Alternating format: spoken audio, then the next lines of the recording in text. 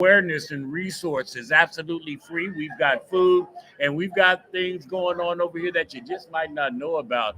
And in the Facebook side of things on RadioNext.tv live streaming, we've got my dear sister with Chase Bank. Introduce yourself, please, if you could, and let them know how come Chase Bank is here representing and making sure that information, awareness, and resources about your bank gets out to our community.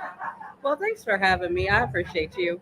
So my name is Carletta Clark. I'm the Community and Business Development Manager for Chase. And my job and my role and my passion is actually just to work through and with community. So the reason we're here today is Easter Seals. We've been a longtime supporter of Easter Seals, and especially being in the neighborhood and doing financial literacy one-on-one is important. We know a lot of people don't just have access to information, but are also access to social capital. So when we think about that, that's the most important thing to us, to be proximate to the community that we serve. Now, I've been talking about this and being a 65-year-old brother. I try to explain I am an anomaly out here doing internet radio and understanding this new information age economy. How much is the gap there that you think people 55, let's just call 55 the number, and over? Because you talked about information. And so many of the things that we do now requires you to go online, scan a QR code, or go and enter information. What have you found out in the banking industry about people over 55 and 60 and how they've adjusted to this new mode of the way we communicate? Well, I think people 55 and older, I'm 51, so I'm there. So that's my bucket as well. What you trying to brag up in here? I No, thought you was my daughter's age up in here. Not at all. But what I'm saying is a lot of times we're more skeptical of things. So it takes us a little bit of time to get acclimated. I do think that there's a barrage of information that comes with our age. So I know as soon as I turn 50, I start getting all these calls and things like this. Card. Yes, but about things that I'm not eligible for. So I think a lot of times we're more susceptible to fraud just because there's more people getting at people our age. So it leaves us open to that. So that's why it's important to understand where we are, to talk to family members, because a lot of times they'll try to shut you out of talking. They're like, don't say anything, but do these following steps. So we're obviously susceptible to it, but so everybody is of every age, because I've seen people who are 19 come in and they're frazzled too. Right. Yeah. And with those gift cards and things that people are doing. So we always make sure that we're talking about fraud in the bank, because fraud and schemes and things that are going on that way, but making sure that they understand what their rights and responsibilities are according to their bank account. As a brother who's been interviewing, religiously for about the last 14 years, I noticed trends. And apparently some higher up has realized we are done with our money, because financial literacy it's relevant here today. It's relevant every place that I go now, understanding that people just have not been trained properly on how to handle their finances. And we've waited a long time to get to this, but talk about it. How messed up are we as a community when it comes to our money? So I actually don't think we're messed up. You don't? I don't, because one of the questions I always ask in every class that I do, no matter where, if it's with a fluent group or not, is what did your parents teach you about money? Nothing. And everybody says nothing. And I'm talking about people who have money, people who don't have money. So I think a lot of us are products of learning from our mistakes. And I always tell people a lot of times people with more money can make more mistakes, right? Yeah. So when you have less, it's more incumbent that you do the best that you can. Because you're going to spend 1,000 like you spend 10. Mm-hmm. And I also tell people, like, just because you make an income increase doesn't mean you know more what to do with your money. So that's why it's important, no matter what age, to really tap into good financial literacy. Now, if you have a good friend that doesn't do the right thing with their money, what makes you think they can give you advice on what you should do with your money? Like the barbershop psychologist. Right. Why are you cutting hair if you giving advice on what somebody should do with their personal life? Now, they may have good tips, but you always have to get the most practical tips. And so, like, on our website, you can go directly there and get tips on what you should do in any case that comes up. So a lot of people don't use like websites effectively when it comes to that, knowing that a lot of our stuff is actually looked over by the FDIC, so that you know that it's going to be good advice. FDIC. Yes, Let's Federal talk about Deposit that for a minute. Income. I know what it is, but a lot of people don't believe, like, if my money gets jacked up, then it's safe.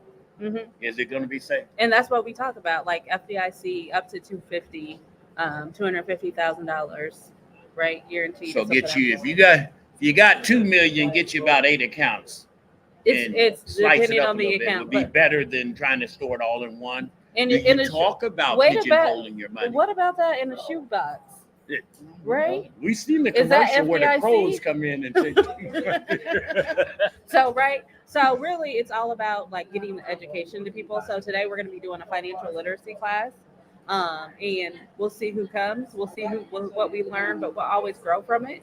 And I actually learned stuff in the class, right? So I always leave it open to get tips from other people that make sense to help us grow. So that's what I'm all about. Now, as we close, I've been asking all these financial Okay. gurus up in here, what about this cryptocurrency thing? I mean, I know a lot of traditional financial people don't want to talk about cryptocurrency, Bitcoin, and stuff like that, but it seems like it's here to stay. Mhm. What advice would you give to people venturing off into the land of the unknown, so to speak? Ooh, so that's a good one. Ain't But that good? this is what I always say, right? Whenever you're dealing with anything like that, there's no advice to be given because it's really like All risk. which way is the wind going to blow, right? But one thing I know for sure is understanding how to create a savings for yourself, understanding how to then create long-term, short-term goals for yourself. That's going to get you much further than putting your last dollars in cryptocurrency, right? What about not your last dollars? Maybe dabble a little bit and diversify your little portfolio. Well, that's what's going to be up to you and your financial advisor. At that point, Or you looking at me like, man, you making this thing. Yeah, I'm ready to get you when you get off. No, I'm not going to get you at all. But what I'm saying is a lot of people don't have the basic finances handled, and they want to go onto cryptocurrency. And so it's always interesting to me, right? Like why you want to go someplace forward and you don't even have this the mastered basics this taken yet. care. So let's master the first things before we try to juggle that. And personally, I always look at it like I'm like most people in cryptocurrency forget their password and then they're locked out, right? And I so know now I you have lost a whole nothing. bunch of money early on when I got it. Yeah. Yeah, I got into Bitcoin and they had some new stage that I was to go into and I didn't change and lost. I lost about a Bitcoin worth because this was 2017 when it was about 1700. Mhm. I would have been a rich man right now. Well, you're already rich. No, it's all right. I'm wealthy. Rich is money. Wealth is how you feel about, That's right. your inside. And I'm more wealthy than rich. But no, I thank you so much. And I love that we got a sister of color in here talking about money because I'm going to tell you the truth. I'm kind of scared. Old dudes got a lot of skepticism and talking about my money with somebody else don't move me. And having a sister here to talk about my money would make me give up a little bit more than I normally would. Well, I mean, I think the goal is just to work together to make it better for everybody. And so when we look at it, I think you said it perfect. Wealth is about more things than just money in hand. It's how you're managing lots of different things at the same time.